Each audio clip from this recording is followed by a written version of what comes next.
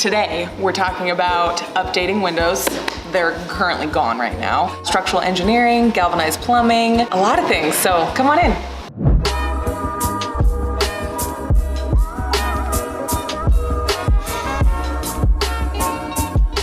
This rough-in has been complete. Little stuff that came up. So we had initially intended to put this plumbing inside the ducting, but they got in there and it's actually plywood. We're just gonna leave this right here. We're gonna fish it through the wall and then we're gonna drywall this up. I hired an electrician. One of the things that needed to happen for them to have full access to all the outlets is to remove this lid, to remove this ceiling. The guys are gonna do that within the next couple days so they have full access.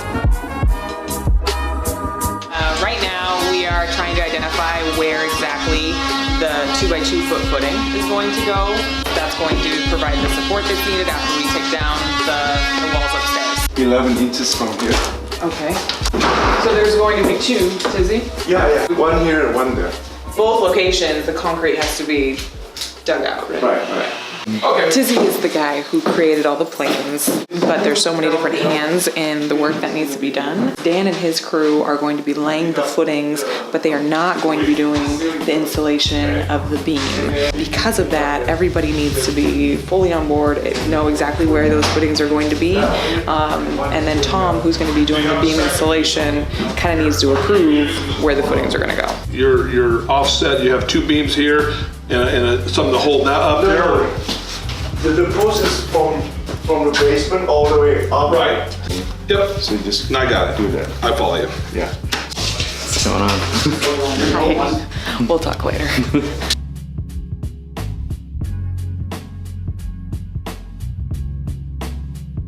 I know that you and I had talked, Dan, about like what some of this stuff is. The plumbing that was coming here in the wall that went down, the cast iron that's right here in the floor going this way was rotted out. John went ahead and ran the plumbing here and tied into this kitchen sink upstairs.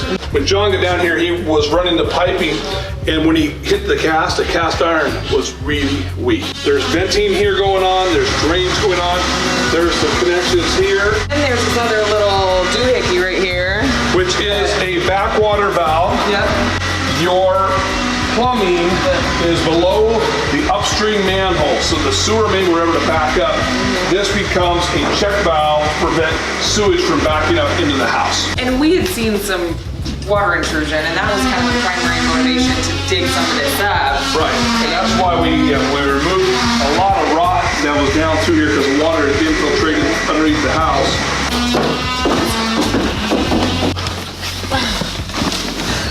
Do not start rolling it. So today we wanted to identify, make sure that all the contractors were on the same page as far as where the footings, the two footings are gonna go in the house. There's a separate contractor who's gonna be laying the footings, the second contractor who's actually gonna be installing the beam, and then of course the structural engineer. It's a very humbling experience having these conversations because in a separate conversation with my structural engineer, he said, oh yeah, Jenny, we just need a 16-inch LVL. And I was like, Tizzy, what is an LVL?